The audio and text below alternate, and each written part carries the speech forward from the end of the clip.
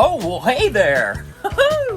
Welcome back to today's episode on this turtly channel. What's that, friend?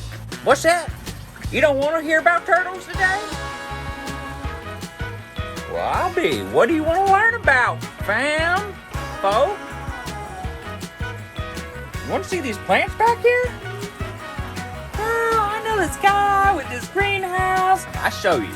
I made a new friend named Josh, and we're gonna go there now to check out some of his plants. I hope you enjoy it. It's a little different than what I normally do. And then we're gonna come back here, and I'll show you some of the plants that I brought home. Let's go!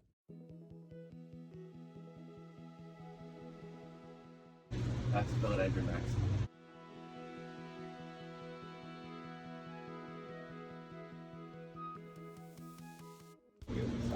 Anthurium magnificum verde.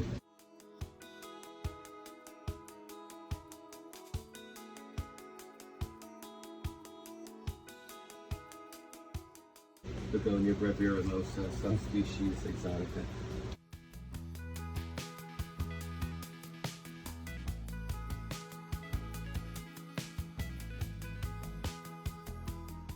The one I showed you is fibrosum. Oh. This one's serpens. Okay. They're closely related.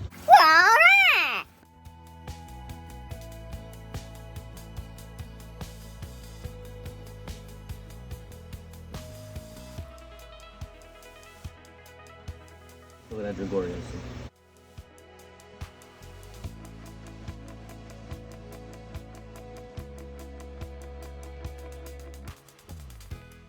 Variegated burl marks.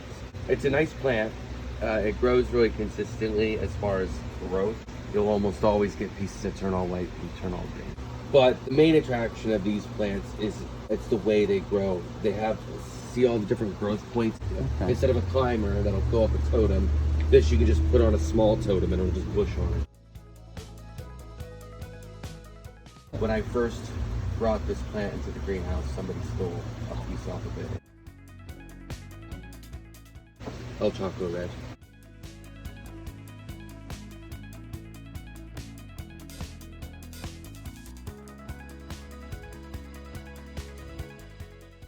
The only downside to a birkin, to keep them nice and looking good, you need a lot of light. Give them a lot of light and they'll always look that nice. All of these leaves start off this white and they fade down to this green. Yep, which makes it a unique form of variegation. Philodendron shrubbertii. Heterocraspedon, Philodendron heterocraspedon. That's probably one of the rarest species I've got. And those leaves get huge. They'll get like 4 or 5 feet long, or like a foot wide.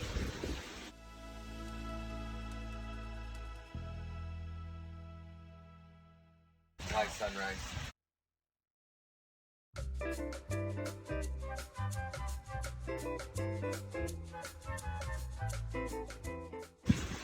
Florida bronze.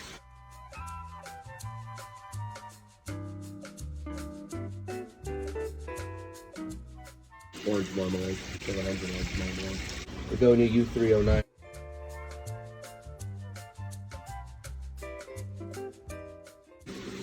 So as of right now, nobody knows. Yeah, as soon as the International Aeroid Society publishes their next set of paper, it'll be considered a Xanthosoma lindenlii or something like that. But you can get that from Costa Farms. Go to shop.costafarms.com and they're $50 free shipping.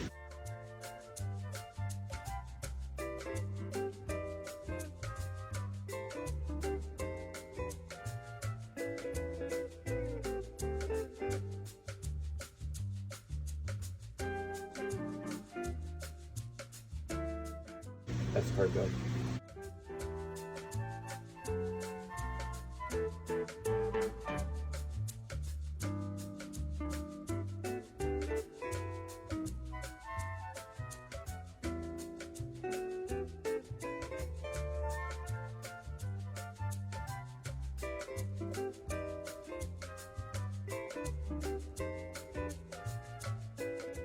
Red Fred. Yeah, literally, I bought that from Steve's Leaves, and in the description, the last sentence that describes the plant says, "This is a gorgeous begonia." This is a gorgeous, and it is, but I don't care for it. It doesn't produce a tight crown, whereas something like this produces a really tight crown. There's probably like 30 crowns in there. This is autumn twist. Some of these I just got as a rando. I figured out some of their names. Yeah. That one's spring fling. And brighter light, those flowers are orange, like a carnation, peachy orange.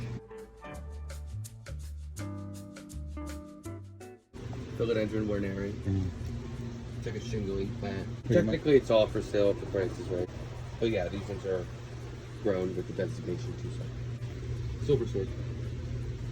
Moscato. Brazilian species. Well, they are part of the same family. That's the Pilea peperomoides you're thinking about. These here are Peperomia polybotra. Piper, Pilea, and Peperomia are all part of the Piperaceae family. Just like how Philodendrons, Monsteras, Alocasias are all part of the Araceae family, the airway family. What are those back there? Mednillus. What's that? Malaysian orchid is a common name for them. They're the ones that, they're also called a chandelier flower because they grow down in a huge cluster of like purple flowers. Small little flowers put all together. Lady Vanderbilt. Yeah, she gets pretty tall, and her stems stay pretty thick, so she doesn't really require much support, which is nice in a begonia.